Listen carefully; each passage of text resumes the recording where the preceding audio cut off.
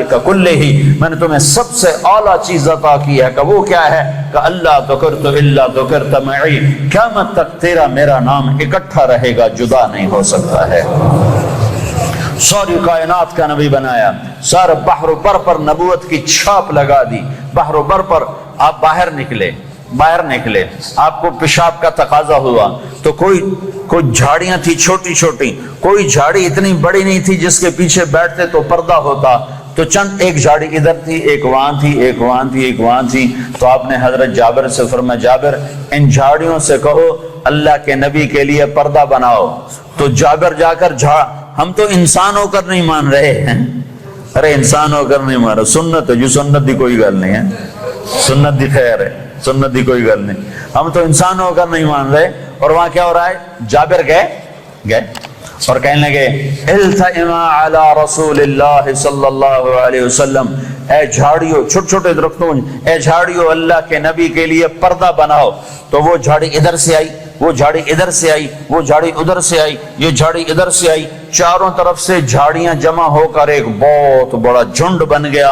اور اللہ کے نبی پاک صلی اللہ علیہ وسلم اس کے پیچھے، آپ پیشاب سے فارغ ہوئے، جب آپ کھڑے ہوئے تو جھاڑیاں اپنے آپ اپنی جگہ پر چلی گئیں، اپنی اپنی جگہ پر چلی گئیں، کہ یہ بے جان درختوں کو بھی پتہ ہے کہ یہ اللہ کا رسول ہے۔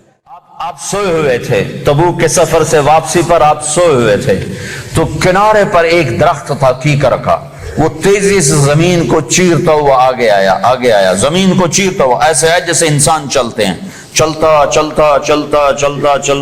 اللہ کے محبوب کے سر پر آ کر کھڑا ہو گیا، اور ایسے اوپر کھڑا ہوا۔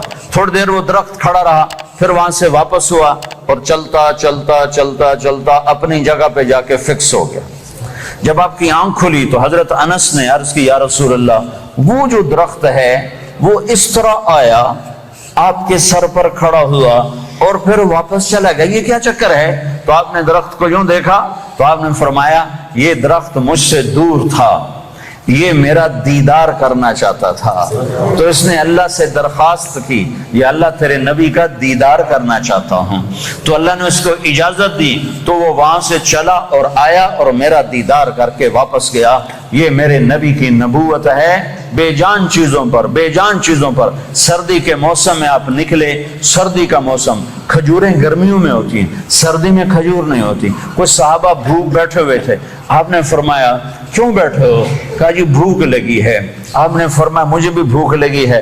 ابو بکر عمر نظر آ گئے، کیوں باہر ہو؟ کہا جی بھوک لگی ہے۔ آپ نے کہا مجھے بھی بھوک لگی ہے۔ تو اب کافی سارے اکٹھے ہو گئے جن کو بھوک لگی تھی، تو آپ نے حضرت علی سے فرمایا علی یہ سامنے کھجور کا درخت ہے، اس کے پاس جاؤ اور اس سے کہو تمہیں اللہ کا رسول حکم دیتا ہے ہمیں